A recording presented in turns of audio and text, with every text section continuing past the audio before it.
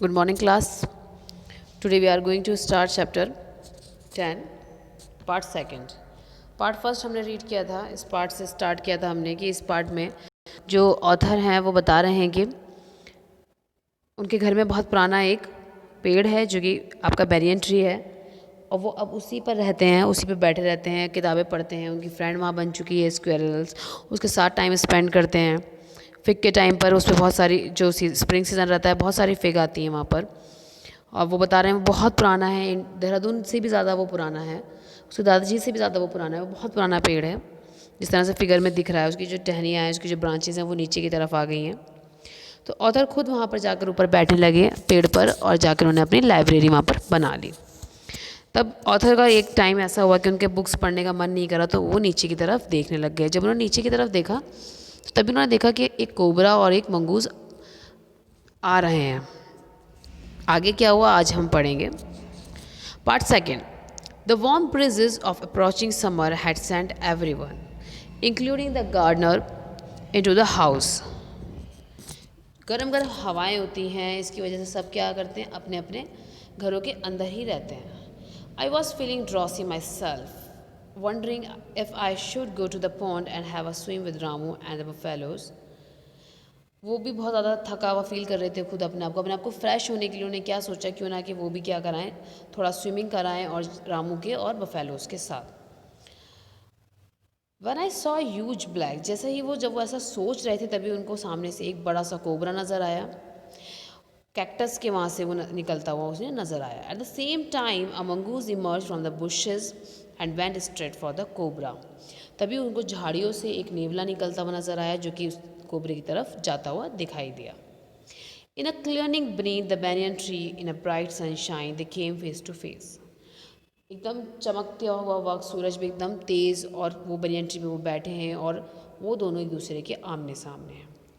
The cobra new, cobra जानते हैं, only too well that the grey mongoose 3 feet long wise 3 feet long was a super fighter. वो जानते हैं कि जो ग्रे कलर का मंगूज है वो 3 feet लॉन्ग है, सुपर फाइटर है, चालाक है एंड एग्रेसिव है, गुस्से वाला है। But the cobra too was a skilful and experience fighter. लेकिन कोबरा खुद क्या है, एक अच्छा स्किलफुल एंड एक्सपीरियंस फाइटर है, वो भी बहुत अच्छे फाइटर हैं। He could move swiftly and strike with the speed of light. वो भी ऐसे मूव करते हैं जैसे लाइट की स्पीड होती है। And sucks behind his long sharp fangs full of deadly poisons. It was to be a battle of champions. और उनका जो फैंग्स हैं, फैंग्स जो उनके आगे के दांत होते हैं वो पूरी तरीके से जहरीले होते हैं। उसके अंदर भी टैलेंट है, उसके अंदर भी टैलेंट है, दोनों। It was a battle of champions, मतलब युद्ध जो हो रहा है वो दो अच्छे योद्धा के बीच में हो रहा है, जो मतलब बहुत अच्छे लड़ाई लड़ने में, दोनों ही आमने सामने के टक्कर में क्या हो रहा है, लड़ाई हो रही है। Hissing defiance, his forked tongue darting in and out. The cobra raised 3 of 6 feet off the ground and spread its broad spectacled hood. The mongoose bushes his tail, the long hair on his spine stood up. अब तैयार हैं दोनों, वो भी अपने आप, his defence मतलब लड़ने के लिए वो भी तैयार है। जैसे सांप इधर उधर मूव करते हैं लड़ने के लिए, बिल्कुल ऐसे ही वो करते हैं। 3 of 6 feet of the ground, एकदम से वो ऊँचे हुए, स्पेक्टिकल हुड, खड़े हो गए हैं अब वो। तो मंगूस ने भी क्या करा, अपनी टेल को हिलाया, उसके ऊपर जो स्पाइंस थे, कांटे थे, वो खड़े हो गए, मतलब दोनों तैयार हो गए लड़ने के लिए। Though the combatants were unaware of my presence in tree. वो दो जो पार्टिसिपेंट्स हैं जो लड़ने जा रहे हैं, उनको नहीं पता कि वो जो है वहाँ प्रेजेंस में उन्हें कोई देख रहा है।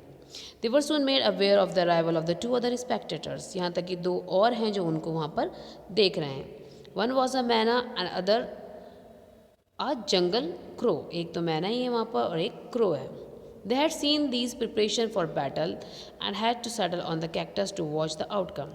वो भी बैठ के सोच, उनका आने का रिजल्ट देख रहे हैं कि क्या रिजल्ट रहेगा, कौन जीतेगा। Had they been content only to watch, all would have been well with both of them. The cobra stood on the defense, saying slowly from the side to side. वो सिर्फ वहाँ बैठ के देख ही नहीं रहे हैं, कोआ और मैना, वो उसमें पार्टिसिपेट भी कर रहे हैं। Defence swing slowly from side to side, जैसे कि साहब आपको पता ही कैसे मूव करता है, बिल्कुल ऐसे ही उसने स्टार्ट किया। Trying to memorise the mongoose into making a false move. वो चाहता था कि वो ऐसा मूव दे के उसको, मंगूज को क्या पता ही नहीं चले। But the mongoose knew the power of his opponent glassy. मंगूज भी जानता है, नेवला भी जानता है कि उसके अपोनेंट जो उसके अपोजिट में है, ओपोनेंट जो है उसकी पावर क्या है और वो किस तरह से उसके ऊपर वॉर करेगा वो उसको पता है। Unwilling eyes and refuse to meet them, ठीक है, वो जैसे ही उसने उस पर वार किया तो नेवला जो है अपनी पोजीशन से हट गया। Instead he fixed his gaze at a point just below the cobra's hood and opened the attack. Moving forward quickly until he was just within the cobra's reach, he mongoose made a pretend move to one side. वो जैसे ही cobra उसकी तरफ आता है नेवला वहाँ से हट जाता है। Immediately the cobra struck. His great hood came down so stiffly that I thought nothing could save the mongoose. ऐसा लग रहा था जैसे ही अब वो उसके ऊपर वार करेगा सांप जो कोबरा है एकदम से नेवले को, अब वो अपने आप को नहीं बचा सकता। But little fellow jumped nimbly to one side, but ऐसा नहीं हुआ, मंगूज ने अपने आप उसी वक्त जंप किया एंड डेटेड in as swiftly as a cobra beating the snake on the back and darting away again out of reach. उसने अपने आप को मूव करा और कोबरा के पीछे वाले हिस्से पे जाकर काट लिया और इसकी वजह से क्या हुआ, वो अपने आप को उसने बचा लिया। At the same moment that cobra struck the crow and the myna hurled themselves at him. अब क्रो और मैना ने इसे पार्टिसिपेट किया था तो वो भी उसमें लग शुरू हो गए उनके साथ। Only to collide heavily in mid air, वो हवा में ही थे जो उनसे लड़ रहे थे। Shrieking insults at each other they return to the cactus plant, जब उन्हें अपनी बेइज्जती सी लगी तो वो वहाँ से चले गए। A few drops of blood glistenings on the cobra's back, और कोबरा की पीठ से क्या निकलने लगी, खून निकलने लगा।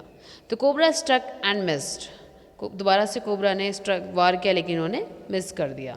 Again the mongoose sprang aside, दोबारा से मंगूज वहाँ से हट गया। जम्प्ड एंड बिट, और दोबारा से उसने जंप किया और उसे काट लिया। Again the birds dive at the snake, दोबारा से जो बर्ड्स हैं वो स्नेक के ऊपर डाइव कर रही हैं, हवा से ही स्नेक को क्या कर रही हैं, मार रही हैं।